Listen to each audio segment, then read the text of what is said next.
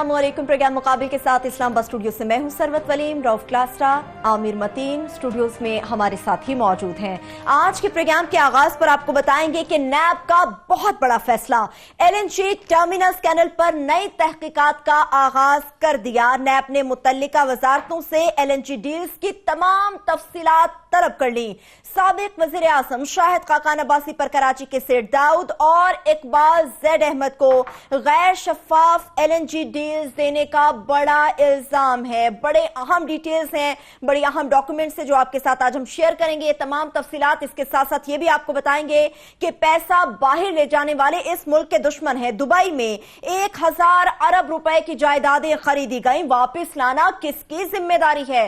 हुकूमत किस बात का इंतजार कर रही है? कानून मौजूद है तो फिर कार्रवाई करें। चीफ जस्टिस मियां साकिब निसार शदीद बरहम हुए। दुबई में कितने पाकिस्तानियों की जायदादें मंजर आम पर आ चुकी हैं, मुकम्मल तफसील आपके साथ आज के इस शो में शेयर करेंगे। प्रोग्राम के जब दूसरे हिस्से की जानिब बढ़ेंगे तो आपको बताएंगे तहरीक इंसाफ हुकूमत ने गरीब अवाम पर एक और महंगाई बम गिरा दिया। बिजली की कीमतों में ₹1.27 फी यूनिट इजाफा कर दिया गया। इसके साथ साथ नैब अफसरान को भी खुसूसी सिफारती पासपोर्ट जारी करने का ऐलान कर दिया गया। बिजली की 4 तकसीमकार कंपनियों की नाअहली की भी बात करेंगे जिन्होंने कौमी खजाने को 143 अरब रुपए का नुकसान पहुंचा दिया। डिस्कोस कंपनियों के ऑडिट में इंतहाई अहम इंकशाफात। पिशावर, सक्खर, हैदराबाद, कोयटा की बिजली की तकसीमकार कंपनियों के लाइन लॉसेस 47 अरब रुपए से तजावज कर चुके हैं, जिसका बोझ अब अवाम पर लाद दिया जाएगा। तकसीमकार कंपनियों के नुकसानात की तमाम डिटेल्स भी आज के इसी शो के तीसरे हिस्से में आपके साथ शेयर करेंगे। आगे बढ़ेंगे तो आपको बताएंगे कि सेनेटर उस्मान काकड़ ने चाइना पाकिस्तान इक्तिसादी राहदारी को इस मुल्क के लिए नुकसानदेह करार दे दिया। सीपैक का सारा फायदा चाइना को होगा। सीपैक मुआहिदा ठीक नहीं है, इस पर नजरसानी करनी चाहिए। सेनेटर उस्मान काकड़ का सेनेट मवासलात कमेटी में बड़ा मुतालिबा। और मुल्तान सक्खर मोटरवे से निकाले जाने वाले 2 बोली दहिंदगान के दोबारा से इसी प्रोजेक्ट में काम करने का इल्जाम भी सामने आया। मुल्तान सक्खर मोटरवे में होने वाली बेजाब्तियों पर सेनेटर नोमान वजीर की जानिब से भी शदीद तनकीद की गई। और प्रोग्राम के आखिरी हिस्से में आपको बताएंगे कि पंजाब यूनिवर्सिटी में तलबा तंजीम का गुंडा राज। ये तुम्हारी गर्लफ्रेंड है, बीवी के सामने उसी के खामिंद को मार मार कर अधमुआ कर दिया गया। क्या तलबा तंजीमों को काबू करने वाला कोई नहीं? इस सवाल का जवाब भी जानने की कोशिश करेंगे। मगर क्लास साहब, यकीनी तौर पर बहुत बड़ी डेवलपमेंट है एलएनजी डील्स के हवाले से, जो महंगी तरीन डील्स है। नैब ने बहुत बड़ा फैसला कर लिया, उसकी डिटेल आप हमारे साथ शेयर करेंगे। मेरी अभी मुझे था मैं क्योंकि इसमें बड़े बड़े लोग इन्वॉल्व हैं, मुलविस हैं, लिहाजा और नैब ने पहले भी, क्योंकि आपको याद होगा कमर जमान चौधरी के दौर में उन्होंने जो आके सेटलमेंट की थी, सो मुझे शक था मैं कि शायद इतनी जुर्रत नैब ने कर ली होगी, क्योंकि बहुत सारी इंक्वायरी, ये आपको याद होगा एडवांस स्टेज पे थी। 2015 में कराची के डीजी नैब ने बाकायदा भेजी थी कमर जमान चौधरी साहब को कि हुजूर इसको अथराइज कर दें कि हम इसको फॉर्मल तरीके से जो बंदे हैं, ये हमारी फाइंडिंग है। और जिसमें उन्होंने बताया था कि किस तरीके से यहाँ पे इन्होंने आके उसको मैनेज किया, मैनूवर किया है और कौन कौन बड़े लोग उसमें मुलव्वस हो। बड़ी अहम उनकी इंक्वायरी थी। तो दाद ने कमर जमान चौधरी साहब को, वैसे अब मुझे नहीं समझ आती कि ऐसे लोगों का मतलब क्या माइंड सेट हो सकता है, किस तरह के हैं कि खुदा ने आपको इज्जत दी है, आप अकाउंटेबिलिटी चीफ हैं, आपका काम है कि आपने बैठ के काम करने हैं। ये वहद अकाउंटेबिलिटी चीफ तो नहीं थे, उनसे पहले भी बहुत सारे गुजरे माशाल्लाह, जिन्होंने बैठ के हर केस को इन्होंने सेटल किया है कि इन्होंने कहा नहीं, हम जो भी बुरा आदमी है, गलत काम कर रहा है, उसको कुछ नहीं कहना। इन्होंने वो इंक्वायरी क्लोज की थी। मैं थोड़ा सा उसका बैकग्राउंड आपको दोबारा रिपीट कर दूं अपने व्यूअर्स के लिए कि इन्होंने एलएनजी टर्मिनल लगाया था यहाँ पे कराची में, और जब कतर से ले रहे थे, वहां से गैस ले रहे थे, एलएनजी आ रही थी, तो उस वक्त हमें यह बताया गया था कि जनाब एक एलएनजी का यहाँ पे एक आपका टर्मिनल होना जरूरी है जो इसको आगे गैसिफिकेशन करेगा इसकी सारी की सारी। उसकी इनिशियल कास्ट जो मैंने बताई थी, आबिद सईद वाली समरी आपको दिखाई थी 2013 में जो भेजी गई थी कैबिनेट को, उस इसाक सारी उसी वक्त ये हमारे ये शायद खाकान अब्बासी साहब पेट्रोलियम मिनिस्टर थे, उस समरी में लिखा हुआ है जो हमने उस दिन दिखाई थी आपको कि इसकी कॉस्ट जो है ना टर्मिनल की, वो 30 से लेके $40 मिलियन, मतलब ये 3 अरब से लेके 4 अरब रुपए तक की थी। अब चाहिए तो ये था कि अगर इतना बड़ा मेगा प्रोजेक्ट है, आपको 3-4 बिलियन रुपए, इतनी बड़ी अमाउंट नहीं थी कि जिसके लिए आप जाके बहुत बड़ा प्रोजेक्ट शुरू करते और आके 44 न उस पे परसेंट पे किसी को आप आके डील देते। ये काम तो पीएसओ के जरिए हो सकता था, एसएनजीपी के जरिए होता था। आपने एक फैसिलिटी बनानी है, जहाज आने, शिप आने वहां पे समंदर में, उसके साथ पाइपलाइन लगानी है, उसने आके वहां पे आपको सारे का सारा रिगैसिफिकेशन का प्रोसेस, जिसकी खुद कास्ट कह रहे हैं 3 से 4 बिलियन है। इन्होंने कहा नहीं, खांचा, इसको मेगा बनाओ, इसको बड़ा करके बनाओ। उन्होंने आके $40 मिलियन से उसको उन्होंने बाद में 30 से $130 मिलियन किया। इन्होंने जनाब उसके बाद उनको डील क्या दी, अब रेट ऑफ रिटर्न जिसकी बात उसने गुलाम सरवर खान साहब ने आके कंफर्म किया, जो बातें हमने की हम करते रहे, कि 44% उनको रिटर्न दिया गया। आमिर साहब, जो स्टैंडर्डाइज होता है 18 से 20% होते हैं दुनिया भर में, डबल पे जाके, ट्रिपल पे तो नहीं होता, मतलब इन्होंने डबल पे जाके उनको वो दिया कि डेली का $2,72,000 आपको देंगे 15 साल के लिए रोजाना। और एक शिप जाएगा, वो 10 दिन खाली रहे, 15 दिन रहे, वापस आए, उसका भी रोजाना मिलेगा, डेली विदाउट एनी फेल। अब ये पता चला है, जो आमिर साहब ने उस दिन फिगर शेयर किए हैं, $130 मिलियन ही चलो मान लें, $30 मिलियन नहीं मानते, 100 ये मिलियन का कोई खांचा लग गया दरमियान में किसी का, फिर भी अब तक $350 मिलियन इसको पेमेंट हो चुकी है कराची के 2 सेठों को, डॉलरों में हो चुकी है, रुपीज में नहीं, डॉलरों में ले चुके हैं। साथ में उन्होंने कहा उनका टर्मिनल इस्तेमाल नहीं हो रहा। आमिर साहब, कैपेसिटी चार्जेस और यूटिलाइजेशन चार्जेस मिला के $350 तकरीबन, $350 मिलियन, मतलब 291 जो है कैपेसिटी चार्जेस और 50 मिलियन के करीब जो है ना यूटिलाइजेशन चार्जेस। अब सुने, आम आदमी को जरा समझाएं कि उनकी टोटल इसका एस्टिमेट था 3 बिलियन या रुपीस का तकरीबन लगा लें, उसको इन्होंने बढ़ा के कर दिया 30 अरब, 13 अरब रुपए किया इन्होंने पहले, 3 से 13 कर दिया। चलो, इतना खांचा पाकिस्तान में जायज है, इतना तो माल बनता है, उनका हिस्सा मिलना चाहिए। अब इन्होंने यहां पे 13 अरब के अगेंस्ट इन्वेस्टमेंट की रेशियो देखें, 44% प्रॉफिट। अब तक 40 बिलियन रुपीस के बराबर डॉलर दे चुके हैं, 40 अरब रुपए के, कितना ज्यादा। और साथ में ये कहते हैं, इकबाल जड़ेमा साहब ने कहा, ये तो घर बैठे, ये तो छक्के लग रहे हैं, ये तो माल है, ये तो पैसा है। उन्होंने कहा हमें भी दें, बिल्कुल, हम भी बैठे हुए रहूं मैं। हालांकि उनका माजी बहुत ज्यादा, उससे ज्यादा दरख्शां था कि बेल पे हैं, प्ली बार्गेन, वॉलंटरी रिटर्न कर, जो है डिफॉल्टर, जो इल्जाम लगाए जा सकते हैं ना, उनको प्री क्वालिफाई नहीं करना चाहिए था। बहरहाल अब ये तो यूज ही नहीं हो रहा था, ये टर्मिनल जो है आपका यहाँ पे, चलो एक बन गया, वो 4-4 दिन, हफ्ता खाली रहता है, 10 दिन खाली रहता है, महीना खाली रहता है। कोई जहाज जो है लेके आता है लिक्विड गैस, और वही जहाज जो है ना फिर आके उसको गैस में कन्वर्ट करता है, वो एक टर्मिनल वो चलता फिर जिसे कहते हैं। मसला और सुने ना, अब एक जहाज जाता है वही आता है, अब 20 दिन को जो किराया पड़ रहा है वो डेली का $2,72,000 ले रहा है। इन्होंने कहा एक और टर्मिनल होना चाहिए, पहला तो आपको इस्तेमाल ही नहीं हो रहा भाई, अगर या तो डेली प्रोसेसिंग हो रही है ना, डेली शिप आ रहे हो, इन्होंने इकबाल जड़ अहमद को दे दिया जाए जनाब, उनके साथ $2,24,000 की डील तय होगी कि उनको 22% उनको प्रॉफिट दे, इनको 44 दिया एंग्रो को, उनको ये दिया 240 के करीब, क्या $2,40,000 चले डॉलर, मतलब $400 से क्या फर्क पड़ जाता है हमें सब, ये बड़ी 40,000 20,000 कह रहे थे ना, 40,000 रोजाना। हाँ, रोजाना का 2 लाख, मेरा ख्याल 24,000 जो मैंने पढ़ा था, अगर आप कह रहे हैं $2,40,000 तो फिर ना वही होगा। अब क्या हो रहा है आमिर साहब, वो कहते हैं कि जनाब हमें एक महीना हमारा टर्मिनल खाली पड़ा रहता है, कराची के दो ने जो डील मारी उसके भी पेमेंट डेली हो रही है, ये कहते हैं कि हमें एक और टर्मिनल दे दे। भाई पाकिस्तान में कौन सी ट्रैफिक यहाँ पे लग गई है जिसके लिए आपको रोजाना आपको जहाज चाहिए, चीजें चाहिए। खैर किस्सा मुख्तसर, $5 लाख हम रोजाना का इकबाल जड़ अहमद और कराची का हुसैन दाऊद साहब ले रहे हैं डेली का, पिछले 4 सालों से वो ले रहे हैं। इनका अब शुरू हुआ है, इनका खाता अब खुला है, इनका मीटर डाउन मेरे ख्याल जनवरी से हुआ है, अब तक ये आप बता रहे थे कि ये $40 मिलियन से ज्यादा ये ले चुके हैं। आप दुनिया भर से सर कर्जे लें, आप सऊदियों से माल लें, IMF से लें, चाइना लें, कुवैत लें, टर्की लें, UAE से लें, जिससे लें, इकबाल जड़ अहमद और हुसैन दाऊद के लिए $5 लाख आपने रोजाना अरेंज करने, आई एम रिपीटिंग $5 लाख। ये वो स्कैंडल था जिसपे इन तमाम लोगों को उस वक्त ये बैठ के कमर जमान चौधरी ने इनको आके कवर अप किया। अब जाके नायब ने कहा है, आज मुझे अभी कंफर्म किया है नवाजिश साहब जो है, नवाजिश अली जो उनके स्पोक्स पर्सन है, कि नायब ये पिंडी ने उन्होंने इंक्वायरी शुरू कर दिया सर इसी में। वो तो आप कह रहे हैं इकबाल जड़ अहमद अभी भी नहीं की, इकबाल जड़ अहमद पे हाथ डालना आसान काम नहीं है, ये एंग्रो की है, सिर्फ ये एंग्रो की है, फर्स्ट टर्मिनल की, ये फर्स्ट टर्मिनल की होगी। इकबाल जड़ अहमद के पीछे बड़े लोग हैं, इतनी आसानी से इंक्वायरी उनकी नहीं हो सकती, वो सिस्टम का लाड लें। We are glad on last note कि जर्नलिज्म जो है ना, बहुत सारे लोग, हम भी मजबूस होते हैं, बाज़ दफ़ा स्टोरीज करते हैं, स्कैम ब्रेक करते हैं, लोग हमें कहते हैं होना कुछ नहीं होता, वो at the end of the day लोग मिला जाते हैं। लेकिन फिर भी जो चीज़ मेरा ख्याल है आज हमें थोड़ी सी विंडिकेशन हुई, थोड़ा सा हौसला मिला है, स्टोरीज ऑल अबाउट फॉलोइंग, कि स्कैंडल को मरने मत दें, इसको आप हैमर इसको करते रहें, रिमाइंड कराते रहें, मतलब सेनेट में जाना चाहिए, कमेटीज में जाना चाहिए, मीडिया पे जाना। 3 साल में हमें पूरी कोशिश की है एंकरों ने अपने ते डराने की, बहू करके कि ये डर जाएंगे, हमें हट जाएंगे। कभी हमें सहाफियों का गिरोह मिल रहे हैं, जी जनाब मेहरबानी करें, आज चलें बता देते हैं, उस पर कुछ तो बता दें, नाराज हैं। आमिर मतीन साहब को रात के 2 बजे जरा बताया ना कि कौन सा पीटीआई का बड़ा लीडर इनको रात को 2-2 बजे मैसेज करता था, क्योंकि उनका बरखुरदार जो है ना उस बड़े लीडर के साथ मिले हुए हैं। उस बरखुरदार का उनका जो बेटा है उसका पीटीआई के बड़े लीडर का, वो एंगरों में जॉब करता है मसूद।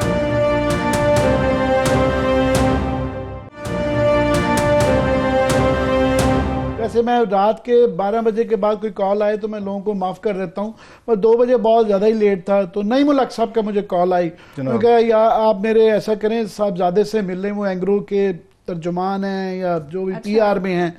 तो मैंने कहा जी मैं क्यों मिलूं, आप पीटीआई के एक ओहदेदार के तौर पे मुझे कर रहे हैं। कह रहे नहीं वो मैं तो आप दोस्ती में कर रहे हैं। अच्छा। मैं कहा जी पहली बात है कि मेरी आपसे कोई इतनी दोस्ती नहीं, जिंदगी में मुश्किल से 1-2 दफा मैंने हाथ मिलाया, मुंह पे कह दिया, मैंने 1-2 दफा हाथ आपसे मिलाया, तो मेरी आपसे दोस्ती नहीं है।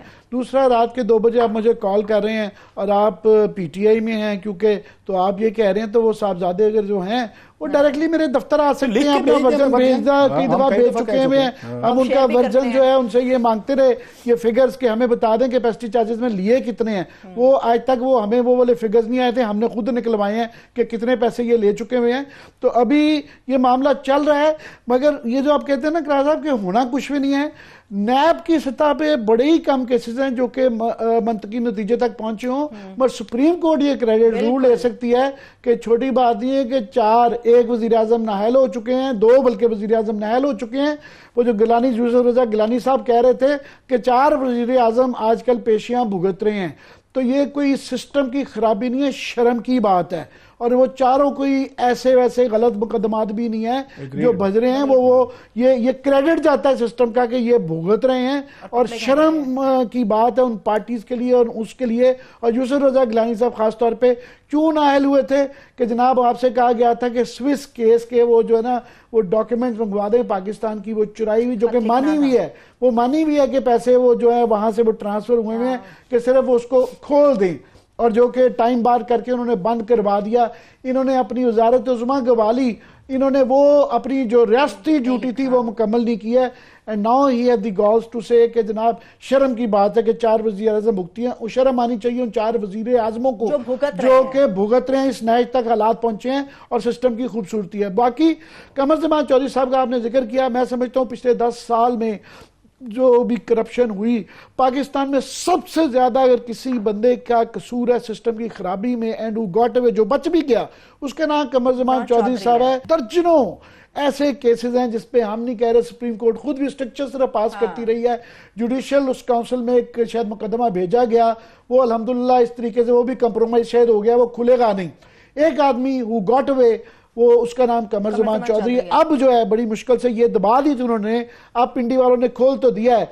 अब शायद खाकान अब्बासी से वो बाकी चीज़ों पुरानी इंक्वायरी के अलावा जो पूछ लेना, जो चीज़ें आपने मेंशन कर दी, एक तो ऑफ कोर्स कि रियासत और गवर्नमेंट के क्या आपने मफादत वॉच किए थे जब रेट ऑफ प्रॉफिटेबिलिटी ये दिया, अलग बात है। अब उनका फार्मूला क्या है कि आप कैलकुलेट गलत कर रहे हैं, प्रॉफिट की रेशियो को यूं करें तो वो करें।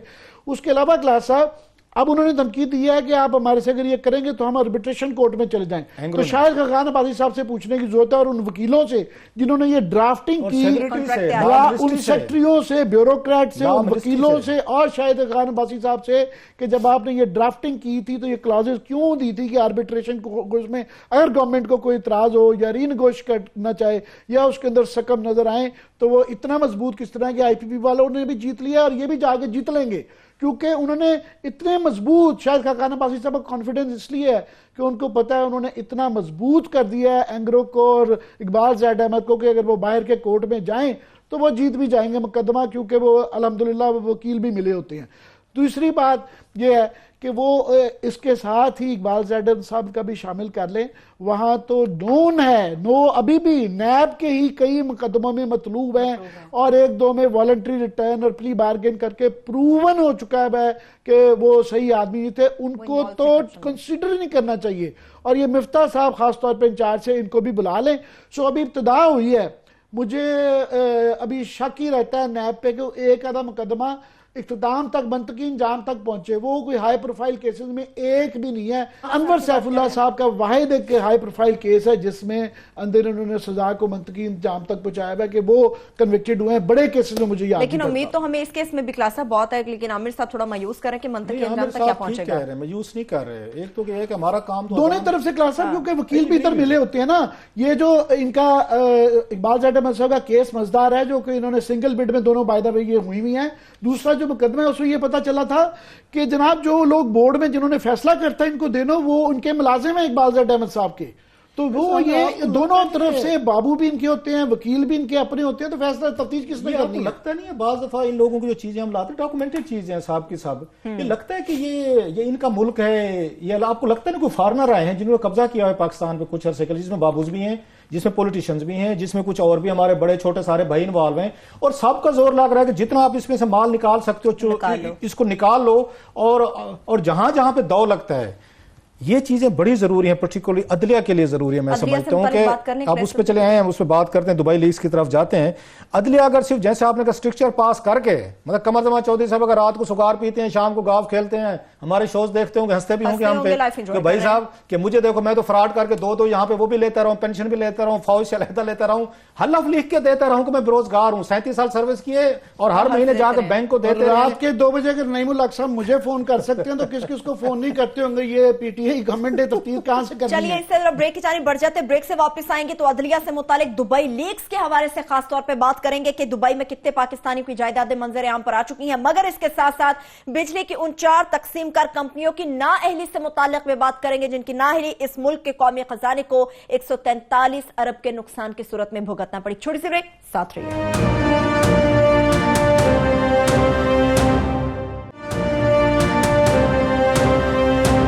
के बाद एक बार फिर से प्रोग्राम में हम आपको खुश आमदेद करेंगे। अदलिया से मुतालिक ब्रेक से कबल हमारी बात हो रही थी क्लासेस में, और दुबई लीग्स के हवाले से हम बात करेंगे। दुबई लीग्स पे अब वो सुप्रीम कोर्ट ऑफ पाकिस्तान, आपको याद होगा 2015 में हमने ये स्टोरी ब्रेक की थी, इसी चैनल पर बैठ के हमने की थी, सारा की सारी स्टोरीज दी थी और बड़े बड़े लोगों के नाम बताए थे। उस वक्त भी मुझे याद है कराची FIA ने वो इस पर मेहनत की थी, काम किया था, और वो रिपोर्ट लेके उन्होंने पेश की थी अपने one and only Chaudhry Nisar Ali Khan साहब। वो भी मेरी तरह के वो बंदे हैं, आपको पता है वो बड़े आदमी हैं, मैं तो खैर इतना बड़ा नहीं हूं। उन्होंने वो रिपोर्ट लेके नाम पढ़े, उनके भी पर जलने लग गए। उन्होंने उठा के अपने सीक्रेट उसमें रख दिया, नहीं ये बाहर नहीं जानी चाहिए। ये सारे मिले हुए हैं ऊपर से। 3 साल बाद मुझे हंसी ये आ रही थी कि 3 साल बाद सुप्रीम कोर्ट में जो आज फैक्ट्स दिए गए हैं वही की वही है सिचुएशन जहां 3 साल पहले बताई थी। ये इंफॉर्मेशन आप खास तौर पे आपने ये 3 साल पहले ये दे दी थी कि इतने लोग और इन सब लोगों से इतनी बड़ी एजेंसी FIA, इतनी बड़ी FBR है, इससे ज्यादा जो है इंक्वायरी तो हमारे स्टाफ ने, हमारी रिसर्च टीम ने कर ली थी, सबसे बातचीत कि कितने लोग उसमें से डिक्लेयर्ड हैं, कितनों की अनडिक्लेयर्ड है। ये वही नाम है जो 3 साल पहले दिए थे। आज स्टेटस इस केस का वही एग्जैक्टली। आपको मजा की बात बताऊं, FIA ने किसी के जरिए मुझे अप्रोच करवाया था, अभी चाहे रिफ्यूज साहब जाहिर है, और बड़ा दबाव डलवाया था हमारे पे FIA ने कि जनाब के सुप्रीम कोर्ट और सेनेट कमेटीज ना हमसे ये नाम मांग रही हैं। अच्छा। हमारे पास नहीं है, आप दें। मैं कि कुछ थोड़ा सा खाज आसिफ वाली बात मैंने की, मैं कि ये आपकी FIA की रिपोर्ट है जिसकी कॉपी मेरे पास वहां से मैंने वजारत दाखिला से कुछ चौधरी निसार अली खान साहब के सेफ से हमने किसी तरीके से निकलवाई थी। वो कुछ थोड़ा सा मैं कि कोई करे, मुझे कह रहे हैं कि हमारी रिपोर्ट दे दो। इससे बड़ी जोक नहीं हो सकती। और मेरे ऊपर अच्छे खासे इधर दाएं बाएं लेफ्ट राइट दबाव डलवाए गए थे कि ये जो आपने स्टोरी ब्रेक की है ना, इसके नाम हमें दे। मैं सॉरी, हम ये काम नहीं करते होते। अदालत बुलवाती तो हम जरूर दे देते अदालत के हुक्म पे, मैं आपको दें। वो पता ये चला कि DG साहब थे, उनके पास वो रिपोर्ट थी। जब उन्होंने अपनी इंक्वायरी शुरू की, वो जाते हुए रिटायर होते उसको निकाल के किसी संदूक में बंद करके गए थे कि किसी को हवा ना लगे।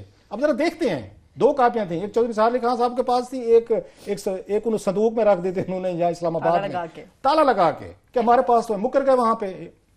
वहां पे FIA वाले, आपको याद होगा, सेनेट की कमेटी में फिर वहां पे एक उन्होंने प्रपोजल दी थी असद उमर साहब ने, रऊफ से ले लेते हैं। हाँ, सेनेट कमेटी कहती है वी रिस्पेक्ट पार्लियामेंट, में उनको भी पेश करता, उनका मुझे लेटर, हालांकि उन्होंने कहा था कि हम आपसे नाम ले लेंगे। खैर बहरहाल इनसे ज्यादा नाम तो हमने इकट्ठे कर लिए थे और एक सियासतदान को हमने आके पिन पॉइंट भी कर दिया था। सर वो इनकी होती है विल का मसला है। मुझे ये बताएं, 3 सालों में FIA जो है वहीं की वहीं खड़ी हुई है। अब उन्होंने किन को बुला लिया है? हमारी चीफ जस्टिस साहब से बड़ी इज्जत है, एहतराम है, उन्होंने तारिक बाजवा साहब को बुला लिया कि बैरून मुल्क से जायदाद वापस कैसे लीजिए, डॉलर कैसे वापस, किससे? अतार के लौंडे वाली वो हिसाब हो गया मेरे साहब। तारिक बाजवा साहब जो सबसे बड़ा मेन कल्प्रेट है, जिन्होंने ये सैबोटेज की थी डील, उसमें जो इनका मुआहदा होना था, उसके एक्सेस टू इन्फॉर्मेशन की कि पाकिस्तान के वहां पड़े कितने पैसे, ये मुआहदा होना था, वो सैबोटेज करके तारिक बाजवा साहब आजकल सबसे बड़े अच्छे नेक ईमानदार और पाकिस्तान की मोहब्बत में वहां पे बिल्कुल वो खड़े होते हैं, डूबे हुए हैं। उनसे कोई नहीं पूछ रहा कि एक्सीलेंसी आपने इस मुल्क को डबोने में साग डार के साथ मिलकर कोई कसर नहीं छोड़ी, कोई आपको कोई थोड़ा सा भी वो नहीं है कि आप इसी मुल्क के, हम तो समझते सन ऑफ द साहिल हैं, इसी मुल्क में जीना मरना है आपको कुछ और लोगों की ज्यादा आपको हमदर्दियां चाहिए। उस वक्त इन्होंने साग डार को खुश रखा क्योंकि इन्होंने वहां ये एफबीआर चेयरमैन लाके बैठे थे। अब असद उमर साहब कहते हैं, उस दिन अरशद शरीफ के शो में कहते हैं, यार तारिक बाजवा से मैंने पूछा $200 अरब का, वो कहते सर जी गलती हो गई, $200 अरब की गलती सब गई। मेरा सवाल ये है असद उमर साहब से, अगर ये बंदा आपसे मान रहा है तारिक बाजवा साहब कि मैंने उस वक्त गलती की थी, हालांकि कैबिनेट को समरी भेजी थी, मिसलीड किया था, अगर गलत झूठ बोले थे, हालांकि मेरा ये इन पे इल्जाम बनता है या इन पे जो हमने कागज देखे हैं कि आपने एक्सेस नहीं होने दी, डॉलरों का बाद का मसला था, $10 अरब है, 2 हैं, 5 हैं, आपने में डाटा नहीं लेने दिया, हमेशा के लिए डिबेट खत्म हो जाती ना कि हमारे डॉलर हैं या नहीं, कितने पड़े हैं, ये एक्सेस हो रही थी, वहां तक इंफॉर्मेशन आ रही थी जो ब्लॉक किया आपने। सवाल यह है कि अगर आपने उस वक्त $200 अरब की गलती की, बीइंग चेयरमैन एफबीआर, क्या ऐसे बंदे पे ट्रस्ट करके सुप्रीम कोर्ट बुला सकती है कि आप हमें बताएं हम अकाउंट्स के पैसे वापस कैसे लेने, या आप वो कितनी बड़ी बड़ी गलतियां कर रहा होगा। ये कोई मामूली गलती नहीं थी कि आपने पूरे पाकिस्तान को, सागडार ने इस पर बयान दिए, इस असद उमर साहब ने दिए, आरिफ अलवी साहब ने दिए, सेनेट में बहस हुई, वहां पे कई दफा टॉक शोज किए गए, आपने वहां पे डिबेट्स कराई हैं, उसके बाद एक ही पतली गली से निकल गए हैं वो बाजवा साहब कि जनाब वो एक छोटी सी गलती हो गई, $200 अरब की छोटी सी गलती, वही आजकल वो वहां बने खड़े हैं, सबसे बड़े इन्वेस्टिगेटर, सबसे बड़े फैसिलिटेटर जो है ना तारिक बाजवा साहब खड़े सुप्रीम कोर्ट में कि सर मैं आपको पैसे ला के दूंगा, जिसने सबसे ज्यादा नुकसान के इन मामलों में। मुझे इस पे बड़ी सिंपल बात लगती है, अभी भी सिर्फ बता रहे हैं कि हमने उनको पूछा है, आधे लोग मान गए, आधे लोग नहीं माने। मेरा सिंपल ये है कि 3 साल से आसान काम है, जिन लोगों ने जिनकी जायदाद निकल आई है और वो डिक्लेयर नहीं है, या उनको जुर्माना करें या उनको कैद करें या जो भी कानून है कोई अमल दरामद करें। इसमें बताने की और सोचने की क्या बात है? 3 साल से अभी भी वो बता रहे हैं कि इसमें इतने लोग हैं, इतने 100 लोग हैं जिन्होंने मान भी लिया और ये भी मान लिया कि अनडिक्लेयर्ड और एमनेस्टी में भी नहीं अप्लाई किया।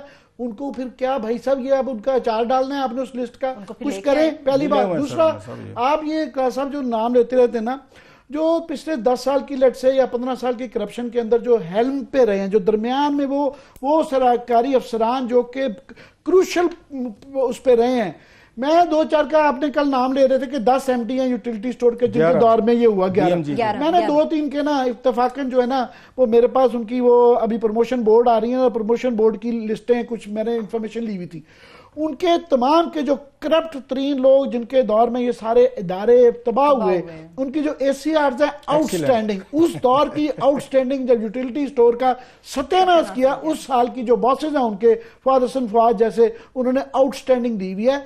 तो भाई साहब ये जेल जूल में तो शायद पता नहीं जाए ना जाए।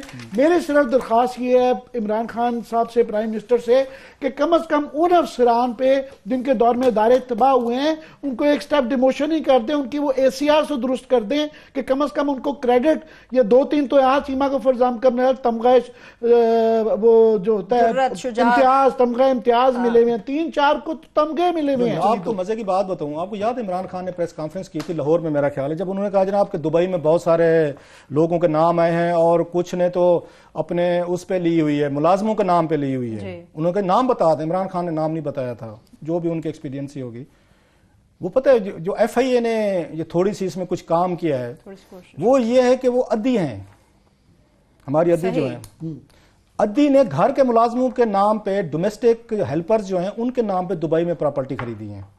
जरा ये देखें कि घर के मुलाजिम आजकल इसी काम के लिए इस्तेमाल हो रहे हैं। मैंने कंफर्म करके बता रहा हूं, मेरे पास डॉक्यूमेंट्स भी हैं वो दिखाने के लिए। अद्दी साहब ने अगर इसको चैलेंज किया कि उनके घर के मुलाजिम के नाम पे उन्होंने जदादें खरीदी हुई हैं सारी की सारी। अब सवाल यह है कि ये घर के मुलाजिम हो, घर की खवातीन को इन चीजों में आके इस्तेमाल करना, ये हमारे पॉलिटिशियन इस हद तक भी जाते हैं, बेचारे मजदूर हैं, कोई माली है, कोई कुक है, कोई बेचारा ड्राइवर है, 10,000 की नौकरियां आपके पास कितने हैं 12,000 रुपए उसको तनख्वाह देते हैं, आप कोई 15,000 देते होगा, 2 टाइम का उस गरीब को आप उसको रोटी देते हैं। उनको पता ही नहीं है कि उनके नाम पे दुबई में भी जायदादें खरीदी गई हैं, उनके नाम पे जनाब उन्होंने शेयर भी खरीद लिए हैं, उनके नाम पे करोड़ों रुपए की प्रॉपर्टीज खरीद ली गई हैं। ये जो आजकल आ रहा है ना, ये उस पे जरदारी साहब को दाद मिल रही है कि जरदारी साहब ने जो है ना किसी रक्शे वाले को, फलूदे वाले को, फलाने को अरबपति बना दिए, अकाउंट में पैसे डाल दिए। ये काम बेसिकली हमारे दोस्त जो है मेहरबान जहांगीर तरीन ने शुरू किया था। अपने माली और कुक को करोड़पति जहांगीर तरीन ने बनाया था। वैसे नैब को वो केस जो है रीओपन करना चाहिए, जो इनकी भी इन्होंने मिल में घपले किए थे। यूनाइटेड मिल खरीदी थी और मिल मिला के इसको इन्होंने वहां पे बिठा के उसको बंद करवा लिया था, एनआरओ ले लिया था सीसीपी से। मैं उसकी स्टोरी पढ़ा था उसमें ट्रिब्यून में आमिर साहब, वो बड़ी इंटरेस्टिंग स्टोरी थी। वो गए, वो माली और कुक के पीछे लाहौर पहुंच गए सर, वहां पे उनको ढूंढते ढूंढते कि माली और कुक हैं कौन करोड़पति। जब ये स्कैंडल सामने आया जहांगीर तरीन साहब वाला, माली को उन्होंने बेल दे के बुलाया। उसकी ट्रिब्यून की बड़ी स्टोरी है, बड़ी इन्वेस्टिगेटिव। उन्होंने कहा आपका नाम क्या है? उन्होंने कहा मेरा नाम जो है फलां, एक हाजी अल्लाह यार है, एक अल्लाह रखा कोई इस तरह का। उसने कहा आप कितने पढ़े लिखे हैं? वहां के मैं तो प्राइमरी हूं। वहां के आप तो तरीन साहब की मिल के बोर्ड ऑफ डायरेक्टर्स में शामिल हैं, आपके नाम पे तो करोड़ों रुपए हैं। वो मरने वाला हो गया, ये स्टोरी बता रहा हूं मैं सुन के। उन्होंने उसको आके माली को बुला लिया। अब मुझे बताएं, पाकिस्तान में ये नया ट्रेंड है, इट्स ए शेम कि आप लोग इतने बड़े बड़े हैं, झूठे रूप के दर्शन, बड़े लोग हैं आप माशाल्लाह, कि आप अपने मुलाजमीन के नाम पे उस पे जदादें ले रहे हैं, वो वहां पे उस पे अद्दी ले रही हूं, और भी बहुत सारे लोगों ने किया, फ्रंटमैन यूज कर रहे हैं, या यहाँ पे अपने कुक और माली के नाम पे करोड़ों रुपए के फ्रॉड करके और आप लोग जो है वहां पे ट्रांसफर करा रहे हैं। इस पे तो चीफ जस्टिस साहब का नोटिस बनता है सर कि ये डिटेल हमें दी जाए कि जिन जिन के घरों के मुलाजमीन, कुक, माली, ड्राइवर, हेल्पर बेचारे के नाम पे जो जदादें ट्रांसफर कराई हैं बड़े लोगों ने, जो इन्होंने माल खरीदे हैं, लोगों को लूटा है, कम से कम उस पर नोटिस बनता है। ये केस जरिए ओपन होने चाहिए आमिर साहब, इनको ऐसे मत जाने दें। पता नहीं कब से रहा है, लैंड रिफॉर्म्स जब भुट्टो साहब ने किए थे, वो सारों ने अपनी जो जमीनें थी, जो थोड़ी सी इंप्लीमेंटेशन जहां जहां पे भी हो सकी थी, उनके ही नाम पे लिए थे। ये सिर्फ पकड़े गए हैं चंद, तो कम से कम एक दो का सबक बना रहे हैं ताकि बाकियों के लिए कुछ थोड़ा सा डर हो। निकल है। चलिए क्लास में ब्रेक पे जाना। लास्ट में आपको बता दूं कि यहाँ पे कितने इवन मैं देख रहा था नाम जो हम लोग सब ब्रेक किए थे कि फाउंडेशन पब्लिक स्कूल के मालिक रजा कमाल मिन्हास, ये फाउंडेशन पब्लिक स्कूल के मालिक रजा कमाल मिन्हास दुबई में 4 जदादें हैं और यहाँ पे स्कूल चलाते हैं। स्कूल के मालिक, स्कूल का माल जो वो फीसों पे केसेस लड़ रहे हैं ना, वहां पे बच्चे और चीफ जस्टिस साहब बेचारे कोशिश कर रहे हैं, ये यहाँ से लूट मार करके बच्चों की फीसें लेके वालदैन से, ये कमाल मिन्हास साहब ने भी वहां पे दुबई में जदादें खरीदी हुई है। सब बड़े बड़े नाम है, ये आप उसको स्क्रीन पे देख सकते हैं, हम आपके साथ शेयर करते रहे। ठीक है, चलिए अभी जरा ब्रेक की जानिब चले जाते हैं। जब ब्रेक से वापस आएंगे तो बिजली के 4 तकसीम कर कंपनियों की नाअहली के मुताल्लिक बात होगी। डिस्कोस कंपनियों के ऑडिट में इंतहाई अहम इंकशाफात मंजर आम पर आए हैं, उनकी डिटेल आपके साथ शेयर करेंगे। मगर इसके साथ साथ पंजाब यूनिवर्सिटी में तुलबा तंजीम का जो गुंडा राज जारी है, उनको काबू कौन करेगा, इस सवाल का जवाब भी जानने की कोशिश करेंगे। साथ रहिए।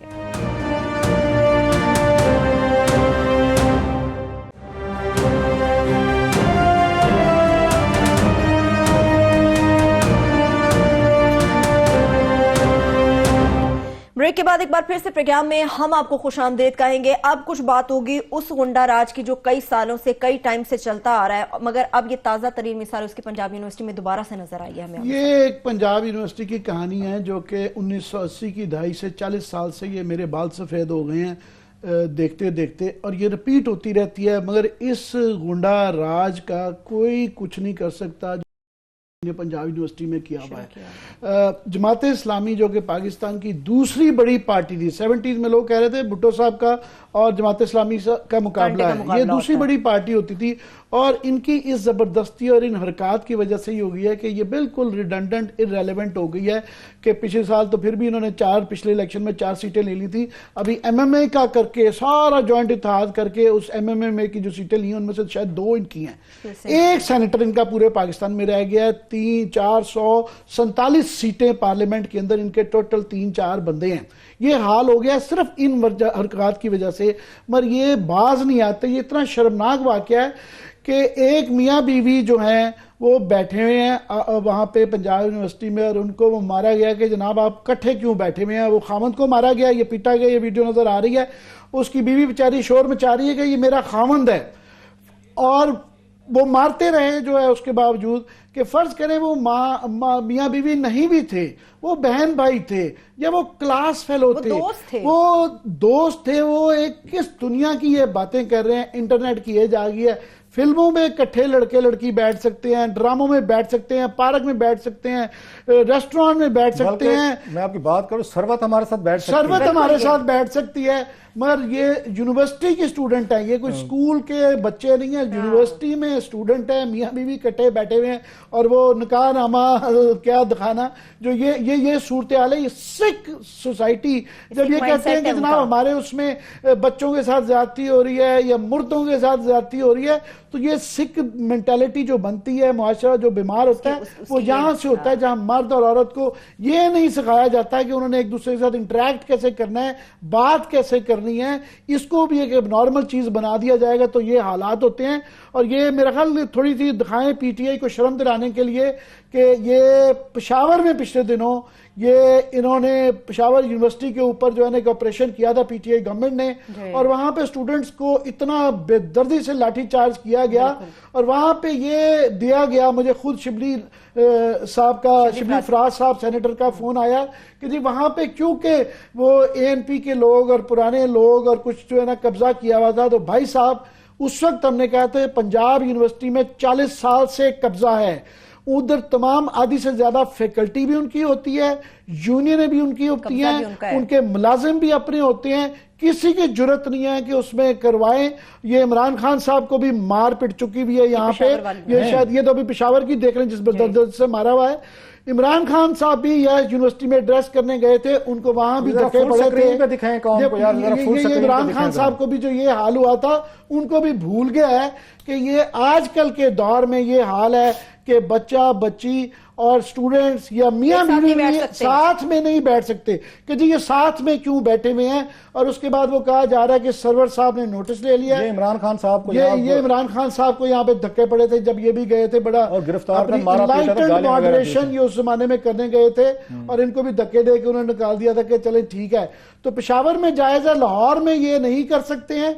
और अभी वो कह रहे हैं कि वो जनाब केस खत्म हो गया है, सरवर साहब ने, गवर्नर साहब ने, चौधरी सरवर ने एक्शन तो लिया है, मगर लड़का और लड़की है वो कह रहे हैं हमने माफ कर दिया। वो जाहिर है वो बेचारे स्टूडेंट्स हैं, वो क्या करते वहां पे उन्होंने ऐसे ही होता है। तो ये 40 साल से ये कब्जा जारी है क्योंकि यहां से जो बच्चे पढ़ के जाते हैं इनको सारी उम्र जो है ये तरबियत जब दी जाती है तो ये मुआशरे की उस बीमारी को बढ़ाते हैं। ये यूनिवर्सिटी है, खुदा के लिए ये दुनिया किधर जा रही है, फोन के ऊपर अवेलेबल है और हम किधर जा रहे हैं। क्लास में इनको लगाम कौन डालेगा, काबू कौन करेगा, ये कौन करेगा? ये मैं इनको टारगेट दूं वैसे इनको जमीयत वालों को जो इन्होंने किया है जो कुछ पंजाब यूनिवर्सिटी में, एक टारगेट दूं इनके लिए कि इनके जो वो हैं ये सिराजुल हक साहब, वो सेनेटर हैं, वो सेनेट ऑफ पाकिस्तान में खवातीन के साथ बैठते हैं। सर तकरीबन मेरा ख्याल है 33% तो खवातीन है, अगर मैं गलत नहीं कह रहा, कम होंगी या थोड़ी सी मुझे करेक्ट कर दें। तो है मतलब 15-20 खवातीन के साथ सिराजुल हक साहब सेनेट ऑफ पाकिस्तान में बैठते हैं।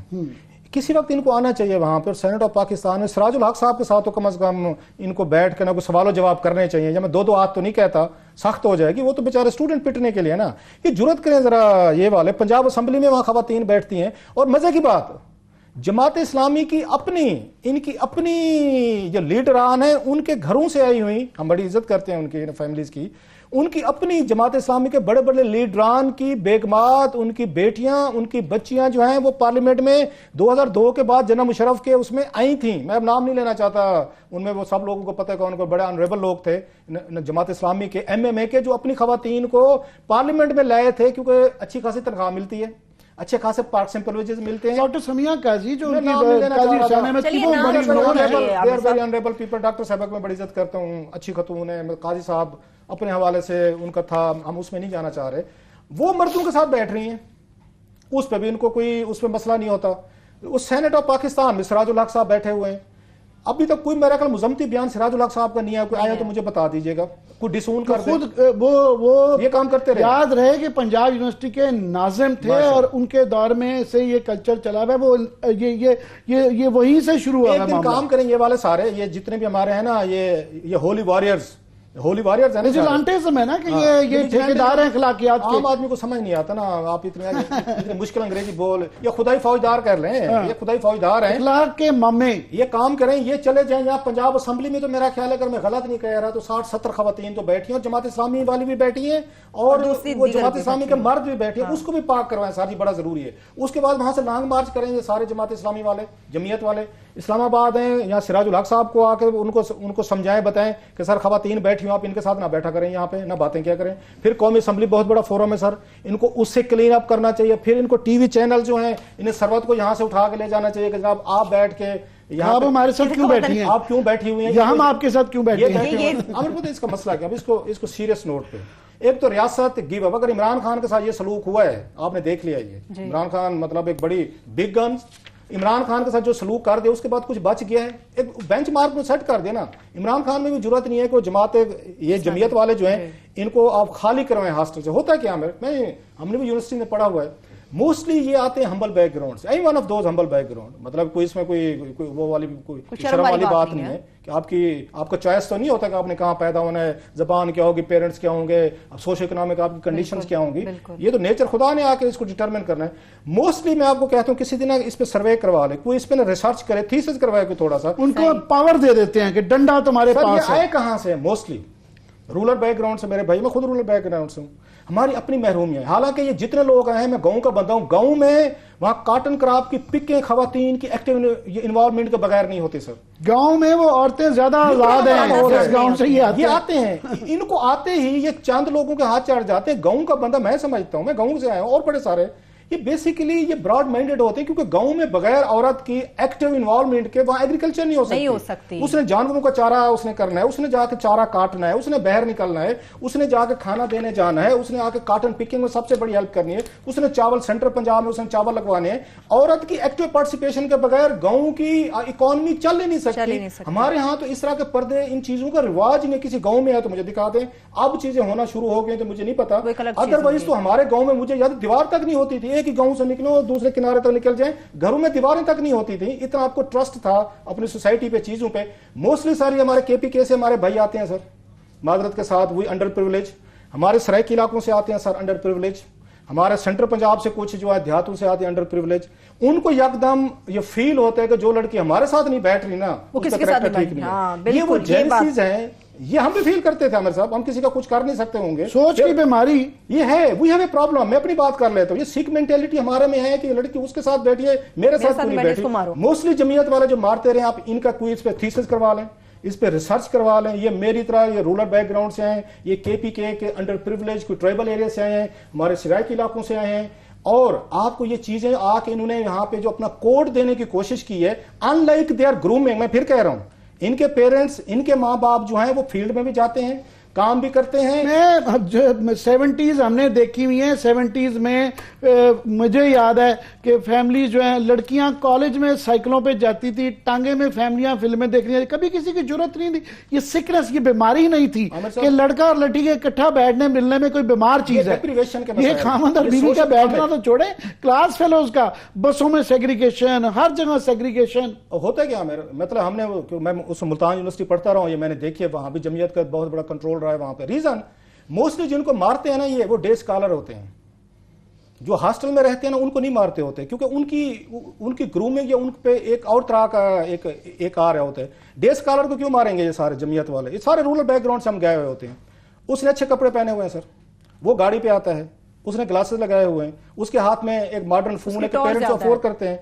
वो अगर किसी लड़की के साथ बैठे, उसको ज्यादा कुट पड़ती है। आप उठा के देख ले, मैं एवरेज बता रहा हूं कि जो शहर का लड़का बेचारा वहां पे मुल्तान शहर का लड़का है या लड़की है, या आपकी या लाहौर की है या लाहौर का लड़का है, उनको ज्यादा मारे मरेंगी। अच्छा, अपने में से कोई बैठ गया है, उसको भी मार देंगे कि इसके साथ क्यों लड़की, इसके साथ क्लास फेलो क्यों बैठी हुई है, ये क्यों इसके साथ बैठ के सारी डिस्कशन हो रही है। ये सिकनिंग एटीट्यूड हमारे अंदर है। और मुझे जो हैरानी हो रही है, मतलब मेरी अपनी वालदा, मुझे कहने में नहीं है, 10 साल का था मेरे वाला साहब की डेथ हुई, उन्होंने आके उन्होंने गांव में हमारे में उन्होंने आके एग्रीकल्चर की, वो किसान थी, जमीनें काश की खुद, उन्होंने सुबह निकलती थी, रात को वापस आती, सारा दिन मेहनत मजदूरी करके। उनको तो किसी ने वहां पे रोकने की कोशिश नहीं की। आज भी गांव की इकॉनमी जो है वो औरत चलाती है।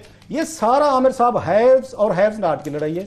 जिसके साथ कोई लड़की बैठी होगी, मेरे जैसे हैव्स नॉट है, जिसके साथ नहीं बैठी उसका इस्लाम भी जाग जाएगा, उसका दीन भी खतरे में है। लेकिन अगर इस खतरे को आपने खत्म करना है तो सिराजुल हक साहब को सेनेट से आकर निकालें। ये खवातीन के साथ बैठते हैं, ये शेयर करते हैं, वहां पे उनके साथ बेंचेस बैठते हैं। ये कौमी असेंबली क्वेश्चन क्यों ना वही ट्रीटमेंट दे ना जो उन्होंने वहां पे मियां बीवी को दिया है ना। ये सबसे पहले तो अपने जमीयत वाले जो हैं अपने ही लोगों को ट्रीटमेंट देना जिन्होंने उनको इस तरह का बनाया है, जिन्होंने कहा में गन दिए, जिन्होंने डंडा दिया है और साथ में कोड दे दिया जॉन आर्क की तरह। ये जॉन ऑफ आर्क है, हमारे मॉडर्न दौर की प्योरिफिकेशन करेंगे, सोसाइटी को हमने प्योरीफाई करना है। ये सारे ये कम्प्लेक्स है आमिर साहब हमारे जैसे देहातों को इसको बर्दाश्त करें, इसको बर्दाश्त करें। मुआशरती वजूहात हैं, हैव नॉट्स की जो भी है, मगर ये एक बीमारी है और ये यूनिवर्सिटी लेवल पे नहीं, ये स्कूल लेवल पे ही है जो है ना ये तजर्बे और ये जो है ना इंटरेक्शन होना चाहिए। यूनिवर्सिटी लेवल पे किसी को बताएं आप कि जनाब मियाँ बीवी इकट्ठे बैठे हुए हैं, उनको मार पिट की है, वो कि यार ये क्या मुल्क है। वो खान साहब कहते हैं टूरिज्म कराना है, टूरिस्ट नहीं आना है जहाँ मियाँ बीवी साथ नहीं बैठ सकते यूनिवर्सिटी के अंदर क्लास फेलोज। बिल्कुल, चलिए ये बीमारी है जिसको खत्म करना बेहद जरूरी है। इसके साथ ही प्रोग्राम भी अपने इख्तिताम को पहुंच रहा है। अपना बहुत सा ख्याल रखिए, खुदा हाफिज।